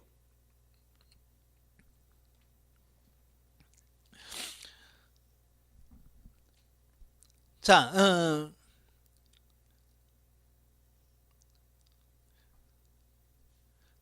특이하게도 영육이 합한 존재로서 이 물질 세계에 존재하는 인간은 오직 초월자에게서 주어지는 계시에 의해서만 초월자를 알 수 있고, 또 그러한 영지를 가져야만 물질의 세계를 벗어나 신과 합일하여 구원을 얻는다는 일련의 신화적인 사상체계가 존재했었다라고 하는 겁니다. 많은 분들이 속는 이유가 얼핏 보면 기독교의 구원관과 매우 유사해요. 그러니까 이게 확신이 없는 사람, 확실하게 진리를 모르는 사람들은 그거나 특별히 우리나라 사람들 어디로 가도 서울만 가면 되지 이 길로 가서 꼭 그러나? 이런 사고를 갖고 있는 사람들은 그게 그렇게 중요한 게 아니에요. 그냥 비슷하면 돼. 뭐로 가도 그 좋은 세계만 가면 되니까. 그래서 이를 가리켜 우리는 원영지주의라고 부른다. 이 원영지주의가 기독교 사상과 접목되면서 기독교 영지주의, 곧 전영지주의가 생겨난 것이다. 초대교회 전승에 따르면 기독교 영지주의가 처음으로 시작된 곳은 사마리아이며, 그 창시자는 베드로와 요한이 사마리아에서 만났던 마술사 시몬이었다. 원래 이제 사마리아는 순수한 곳이 아니잖아요. 그죠? 혈통적으로도 순수하지 않고 영적으로도 순수하지 않은 것이 사마리아예요. 근데 거기에 초대교회에서 복음이 들어갔단 말이에요. 그죠? 복음이 들어갔어요. 그러니까 혼합되어져 있는 사고에다가 기독교가 들어가니까 또 혼합을 시켜버린 거야. 석기 좋아하는 사람은 다 이게 좋아해요. 그러니까 비빔밥 좋아하는 사람은 뭘 갖다 줘도 다 넣어서 그냥 비벼버려. 그죠? 이들도 이 혼합을 좋아하니까 기독교 왔어? 응, 섞어. 나중에 불교 왔어? 섞어. 그래서 이거 기독교도 아니고 불교도 아니고 이상한 것들로 만들어버려. 이 석기 좋아하는 사람은 항상 그래. 이 사마리아 사람들은 석기를 좋아하니까 그냥 기독교니까 섞어버려. 그 시몬이 누구냐면 마술사예요. 근데 베드로와 요한이 가서 손을 얹으니까 성령이 임하니까 그게 너무 신기한 거야. 왜? 자기들은 다 속임수거든요, 마술은. 근데 이거 속일 수가 없는 거야. 그러니까 그게 너무 좋은 거야. 그래서 내가 돈 줄 테니까 그거 좀 나한테 좀 가르쳐 줘라. 왜냐면 마술은 다 배우는 거거든요. 그래서 마술사들 이렇게 TV에서 보면 어떤 세트 만들고 하잖아요. 그거 다 사람들에게 돈을 주고 배워오는 겁니다. 그럼 어떤 좋은 건 몇 억씩 줘요. 아주 유명한 것은. 그럼 배워서 그걸 가져와서 자기도 한단 말이에요. 그런데 그러니까 그 사고를 갖고 있으니까 베드로와 요한도 어디서 배워왔겠지. 돈 주고. 그러니까 자기도 돈 줄 테니까 그거 좀 가르쳐 달라고. 그러죠. 그러다가 책망 받았죠. 너는 이렇게 하나님의 성령의 일을 돈으로 갖고 따지냐? 넌 망할 것이다. 그러니까 깜짝 놀라고 그러지 마십시오. 그랬어요. 정신 차린 줄 알았는데 이게 정신을 못 차렸어. 그래서 그냥 기독교 복음과 또 혼합을 시켜서 영지주의의 시조를 만드는 역할을 했다 그 말이에요. 그리고 1세기 말경 초대교회에서 가장 활약했던 영지주의자는 케린투스였으며 그는 가연설을 널리 알려집니다. 이 가연설이라고 하는 것은 예수님이 이 땅에 계실 때 육체를 입은 인간처럼 보였을 뿐 인간이 되지는 않으셨다는 주장입니다. 그러니까 인간으로 그냥 인간의 모습으로 보였지 인간이 된 건 아니야. 이렇게 주장해, 가연설을 주장해 버린 거예요. 왜? 그들의 주장에는, 헬라 사랑에는 영이 절대로 육이 될 수 없으니까. 그죠? 영이 육이 될 수가 없어요. 근데 성경은 자꾸 예수 그리스도가 육신이 됐다고 얘기하니까 이게 안 맞는 거야. 그래서 절충점을 찾은 게 뭐냐? 그냥 인간처럼 보였지 인간은 아니야. 인간이 된 건 아니야 라고 주장해버려. 그게 가연설인 거예요. 또 3세기 초경 그 영지주의는 로마 제국 전역으로 확대되었고요. 당시 모든 교회가 영지주의에 오염되어 있었다고 해도 과언이 아닐 정도였다. 이 영지주의 이단은 2세기 초반경 비교적 안정된 사상체계를 가진 이단으로 등장한 후 약 150년간 전성기를 누리다가 3세기 후반경부터 급속히 쇠퇴하고 4세기경에는 그 사상이 만이교에 흡수되면서 한 시대를 풍미했던 사상으로서 영지주의 사상은 사라지고 말았습니다. 왜 사라졌을까요? 진리가 아니니까. 진리가 아니니까 사라지는 겁니다. 아무리 해도 진리가 아니면 무너집니다. 기독교는 진리니까. 망하는 것 같아서, 꺼지는 것 같아서 역사적으로 보면. 근데 어때요? 인간이 계속 와요. 왜? 진리니까. 지금 너무 이단들 아무리 뭘 해도 얼마 안 남아서 다 사라질 거예요. 왜? 진리가 아니니까. 자, 영지주의 이단 핵심 사상이 보시면 앞에서 간략히 언급한 대로 영지주의는 철저하게 영육 이원론에 근거하여 그 모든 사상을 전개합니다. 한편 영지주의는 물론 기독교와 접목하여 기독교 이단화한 것이 그 주축 세력이긴 하였지만 어쨌든 그 자체는 기독교 이단으로서 등장하기 이전에도 존재하였고 그 이후에도 기독교와 별다른 관련 없이도 존재하였는 바 그에 대하여는 생략하고 이제 그러한 영지주의가 기독교 사상과 접목되면서 형성된 기독교 이단으로서의 영지주의의 기본 사상을 기독교 신앙체계와 대조시켜서 보면 첫째 신론은 신의 세계는 최고의 신으로부터 우열의 등급에 따라서 파생된 30개의 아이온으로 구성되어 있다. 최고의 신은 물질 세계와 가장 멀리 떨어진 초월적인 영적 세계에 속하며 제32인 최하위 신이 물질 세계를 창조했다라고 주장을 합니다. 그래도 신도 30계급이 있어요. 그래서 최고의 신은 쫙 이데아 세계에서 살고 그 제신 중에서 제일 하등 계급 30번째에 해당되는 이 하위 신이 물질 세계를 창조했다. 그 하위 신 32가 누구요? 천재를 창조하신 하나님이다. 그 얘기를 하고 있는 거예요. 그래서 이 하나님을 가리켜 영지주의자들은 악한 물질 세계와 가장 인접했다는 이유로 최고 열등한 신으로 보았다. 그래서 그 이름을 데미우르고스라고 하여 이러한 신관에 근거하여 영지주의자들은 구약의 하나님 곧 유대교의 하나님을 데미우르고스로서 낮고 유한하며 쉽게 노하고 복수하는 존재라고 주장을 합니다. 이와 대조적으로 신약의 하나님 곧 기독교의 하나님은 선과 진리의 근본 자체로서 그리스도 안에서 자신을 계시하신 최고의 절대자 바로 그분이라고 말합니다. 그래서 그들은 구약의 하나님이 다르고 신약의 하나님이 달라요. 그래요? 아니죠. 이단들을 보면 꼭 구약의 하나님과 신약의 하나님을 나누어. 근데 절대 나눌 수 있지 않아요. 천지 창조하신 그 하나님이 구약의 하나님이고 신약의 하나님이고 오늘날의 하나님이고 나중에 영원 세계에서 하나님이 동일한 하나님이에요. 그 다음에 인간론. 이 물질세에 속하는 인류는 모두 세 계급으로 분류됩니다. 그래서 영적 계급이 있고 정신적 계급이 있고 물질적 계급이 있다. 꼭 사도 바울이 육에 속한 사람, 육신에 속한 사람, 신령한 사람 나누듯이 이들도 이 계급을 나누었어요, 세상에. 그래서 가장 우위에 있는 계급이 영적 계급입니다. 자, 이 계급은 세계의 시작과 발생의 비유 및 인간의 구원에 관한 비유, 곧 영지를 소유한 영지주의자를 자신들로서 초월적 세계에 들어가는 구원을 맛본다. 이 영적 계급에 있는 사람만 그들이 말하는 이데아 세계, 천국 세계에 간다라고 주장을 합니다. 그리고 두 번째 주위에 있는 정신적 계급은 영지를 소유하지 못한 채 신앙과 실천을 통하여 구원에 이르기는 하나 저급한 축복만을 받는다. 이렇게 말하고요. 최하위의 자리에 있는 물질적 계급은 끊임없이 사단과 그들 자신의 욕망에 얽매여 있기 때문에 구원의 소망이 전혀 없으며 영원히 멸망하게 된다라고 주장을 합니다.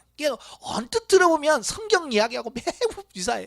사도 바울이 말한 얘기하고 너무 똑같아. 그러니까 사람들이 속을 수밖에 없는 거예요. 기독론을 보면 영주주의 기독론은 크게 셋입니다. 그 첫째는 성령 그리스도론으로서, 그리스도는 30위에 구분된 신 중에서도 제1위 신인 최고 절대 신으로서 직접 나온, 즉 본래 동일한 존재였던 성령님이며 육체를 입고 예수로 동정녀 마리아에게 나셨다가 십자가에서 육체를 제거한 후 다시 그리스도로 승천하셨다는 내용입니다. 예. 그리고 둘째는 가연설이죠. 그래서 그리스도와 역사적 예수는 완전히 구별되는 별개의 존재라는 겁니다.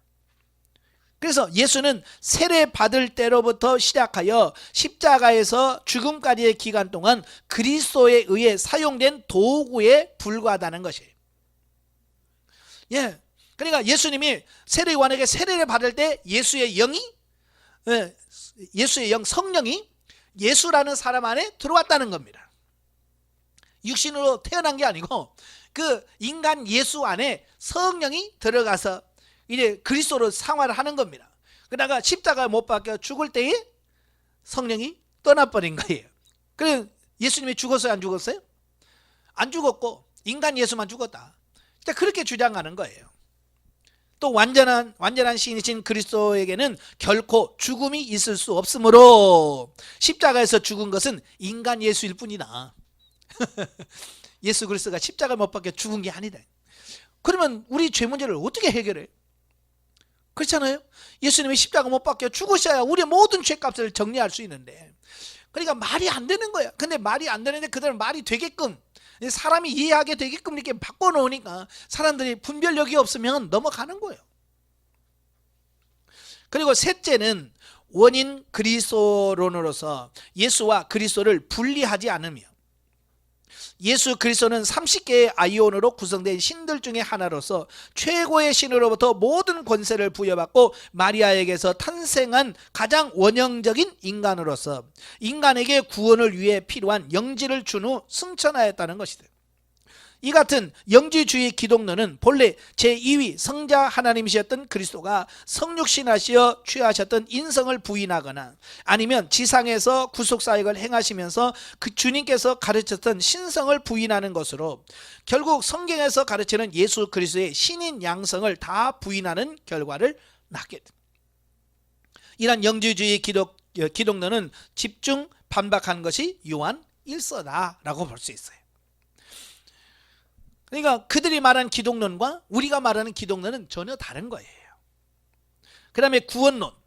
영지주의는 구원은 인간의 육체라는 감옥에 갇혀 이 물질세계에 속박된 상태에서 해방되어서 인간의 영혼이 기원한 곳인 빛의 세계, 곧 초월적 세계로 되돌아가는 것을 가리키는 겁니다.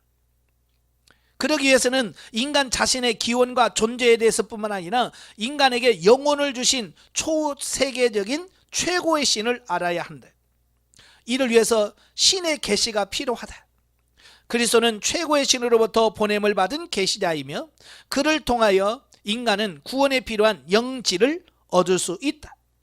그리고 영지를 충만하게 소유하여 플레로마, 충만한 상태에 이르렀을 때 인간은 이 물질 세계를 초월하여 신에게 도달하게 되며 본질상 신과 합일 상태에 이르게 되는데 그것이 참 구원이라고 말합니다.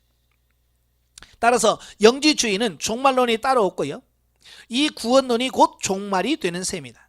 따라서 그들에게 있어서 부활이나 그리스도의 재림과 같은 것은 아무 소용이 없는 것이다.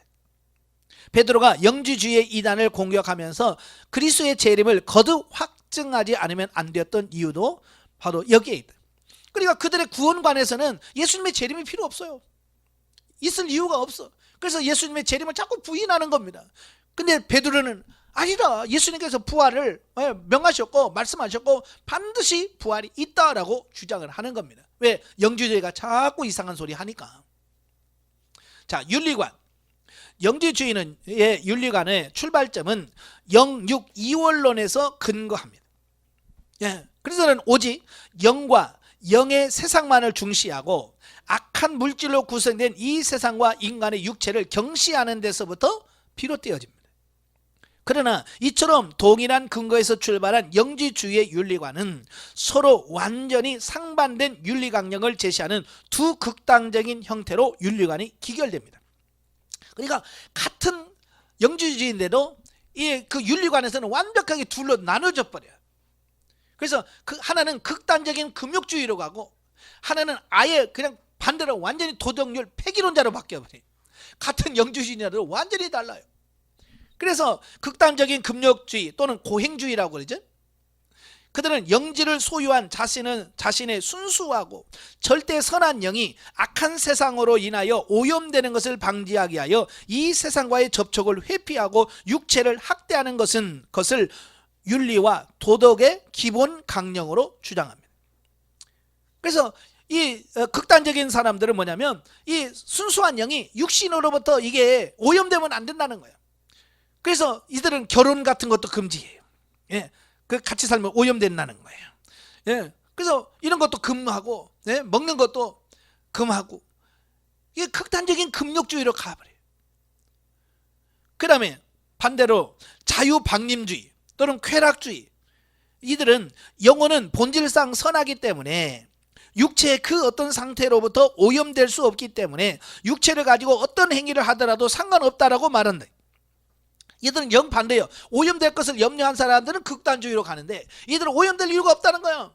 그냥 영혼은 그냥 육체 안에 있다가 죽을 때 그냥 영혼이 쑥 빠져나가고 죄진 육체는 그냥 태상에서 썩어 없을 거라는 거예요. 그러니까 죄는 누가 짓냐? 육체가 짓는 거예요. 그러니까 육체가 짓는 죄하고 영하고는 관계가 없다고 주장하는 거예요. 그러니까 어떤 죄를 져도 무방한 거야. 구원받는데 그들은 주장하는 거예요. 무방하다고 주장하는 거예요. 그러니까 도덕 같은 거 뭐 필요 있어. 그래서 도덕 폐기론자가 돼버리는 거예요. 이게 같은 영지주의냐도 이렇게 극단적으로 다르다고 말이에요. 오히려 육체의 각종 소욕을 마음껏 충족시켜 주는 것이 현실적으로도 그리고 영적으로도 좋으니 육체의 소욕을 마음껏 누릴 것을 추천합니다. 죄 마음껏 누려. 이렇게 말하는 겁니다. 표면적으로만 보면 전혀 상반되는 것 같은 이 두 윤리관이 궁극적으로는 하나의 영지주의에서 나왔다는 사실을 특히 주의하여 기억할 필요가 있다. 서신서에서 양자 모두 다 근거 없는 모순에 불과하며 영지주의적 금욕주의와 영지주의적 쾌락주의에 대하여 강력히 비판하고 있는 말씀이 여러 군데 나온다. 그러니까 금욕주의를 가든 쾌락주의를 가든 다 뭐예요? 이게 구원받을 수 없는 죄인들이다 그 말이에요. 4번 주요 영지주의자들을 보면 초기 마술사 시몬으로부터 시작하죠. 그 다음에 케린투스, 사투르니우스, 바실리테스, 발렌티누스, 말시온, 타티안 이렇게 해서 계속해서 이 지도자들이 생겨나게 되어집니다.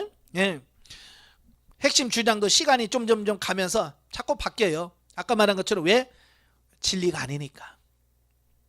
자, 의의를 봅니다. 의의. 영지주의는 표면적으로만 볼 때는 일면 기독교 신앙체계와 유사한 사상체계로 이루어져 있다. 어때요? 비슷하죠? 유사해요. 왜? 기독교가 혼합했으니까. 그러나 깊이 들어가면 그 사상은 이원론적 헬라 철학을 근간으로 하여 이집트, 페르시아, 심지어 인도 등의 동방의 신비 종교 사상을 혼합한 소위 혼합주의에서 비롯된 것으로서 성경의 진리와 완전히 배치되는 허구적인 신화에 불과하는 것이다. 이에 사도 바울은 이 영주주의자를 가리켜서 신화와 족보에 참여케 하는 거짓된 지식을 가르치는 자들이라고 주장합니다. 그리고 사도 요한은 그들을 가리켜서 예수 그리스도의 성육신을 부인하는 자들, 또 예수를 주로 시인하지 않는 자들이다라고 했고요. 자, 이러한 영주주의의 초대교회의 이단으로서 사도시대에 걸쳐 교부시대에 이르기까지 기독교에 끼친 바 영향은 실로 대단하다. 예, 영주주의가 기독교에 영향을 미친 영향은 대단합니다.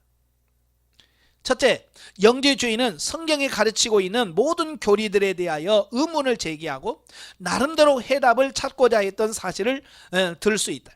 비록 그들이 찾는 해답은 성경의 진리와는 완전히 동떨어진 인본주의적인 허구로서 초대교회 신앙에 크게 해악을 끼쳤음에도 불구하고 이는 반대의 급부로 교회로 하여금 체계적인 신학 연구 작업을 통하여 사도들의 가르침에 근거한 기독교 정통 교리의 체계화와 성경의 정경화에 박차를 가하게 되었다라는 겁니다. 예, 그러니까 이 영주주의가 하도 판을 치니까 그걸 반론하기 위해서 자꾸 연구를 하고, 예, 그들의 문제를 파고 들어가다 보니까 그러면서 뭐가 발전되냐면 성경 정경화가 되고 또 교리들이 발전하게 되는 거예요. 자꾸 그들이 엉뚱한 소리 하니까 그건 아니라 라고 주장을 하다 보니까 그럼 우리 정통 성경에서 말하는 기독교 교리가 뭘까? 그래서 자꾸 이제 교리를 자꾸 하나씩 체계화되어 있어요. 그 교리를 체계화하게 된 그 원인이 바로 영주주의가 제공했다라는 겁니다. 그래서 고난이 유익이라고 하잖아요. 예. 영주주의 때문에 지금 여러분이 이 성경 교리, 우리가 가지고 있는 이런 성경적인 교리들이 그때 다 그들과 싸우면서 형성되어진 부분이라고 볼 수 있어요.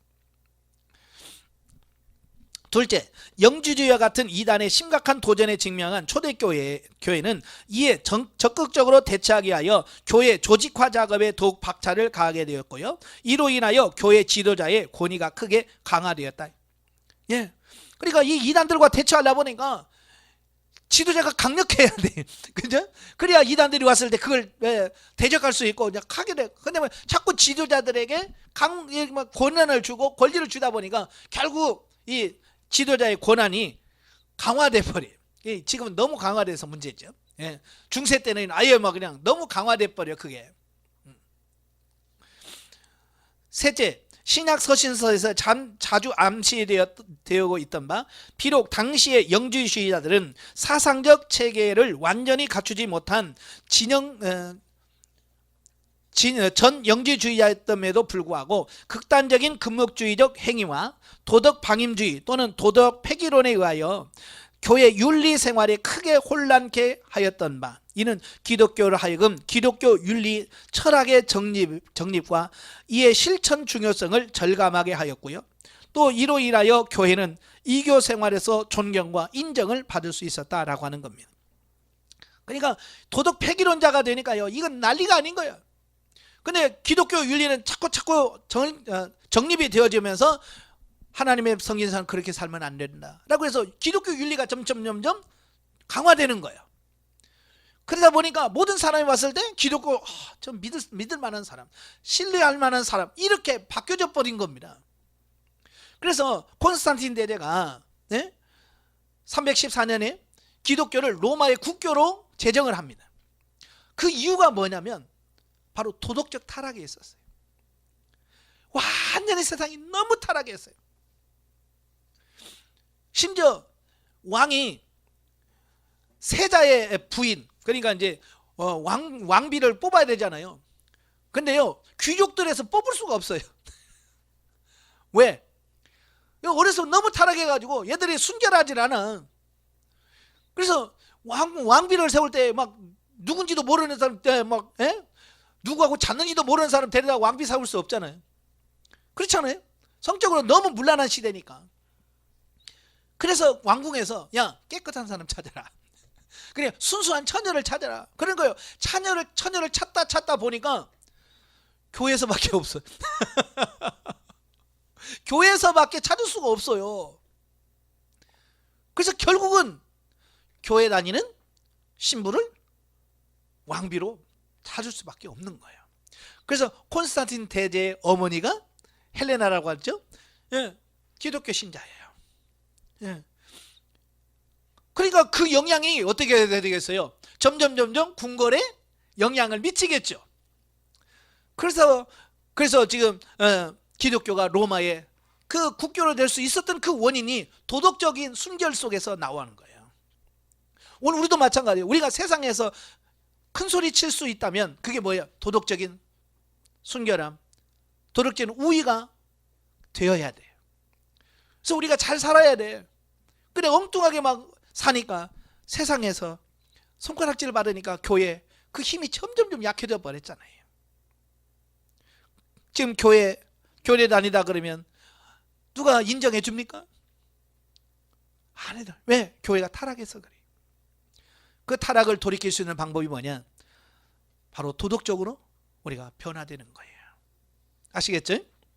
자, 그리하여 이제 전 구속사적 관점에서 조망할 때 우리 성도는 이처럼 교묘한 이단들의 공격에도 불구하고 교회가 위축되기는커녕 도리어 하나님의 진리에 의하여 위에 더욱 공고히 세워가며 크게 성장해간 사실에서 우리는 기독교만이 유일한 절대 진리라는 진리의 종교라는 사실을 새삼 확신하며 하나님께 큰 영광을 돌리게 되는 것이다. 또한 실로 지금 이 순간에도 그 옛날 헤레니즘 문화를 도구로 영지주의라는 이단을 만드는 사단은 지금도 고도의 물질 문명을 매개로 인본주의 또 물질주의 등의 이단을 만들고 있는 바 믿음 안에서 늘 깨어 있으므로 우리 시대의 이단에 맞서서 기독교 정통 교리와 기독교 윤리를 우리의 믿음의 후진들에게 전승해 줘야 할 구속사적 소명을 재각성해야 한다. 우리 믿음의 선진들이 피와 고통을 요구하는 대박해는 물론 이처럼 참회한 각성과 고귀한 순결을 요구하는 이단의 유혹에 맞서서 그 신앙을 보존하여 우리에게 물려주었듯이 우리도 그렇게 해야 할 것이다. 아시겠죠? 세상에 아무리 타락해도 저와 여러분은 지켜가야 돼. 그래서 그 순수한 믿음을 후손들에게 전달해 줘야 되는 사명이 저와 여러분에게 있습니다. 기도하겠습니다. 은혜로우신 아버지, 시대가 악합니다. 시대가 악할수록 이단들이 득세하고 정말 진리에서 벗어난 이단들이 나옵니다. 이와 같은데 아버지 하나님 분별의 영을 덧입혀 주셔서 세상에 미혹되지 않게 하시고 오직 진리로 승리해가는 우리 모두가 될 수 있도록 주님 도와 주시옵소서. 예수님의 이름으로 감사하며 기도합나이다. 아멘. 하나님께 드립니다.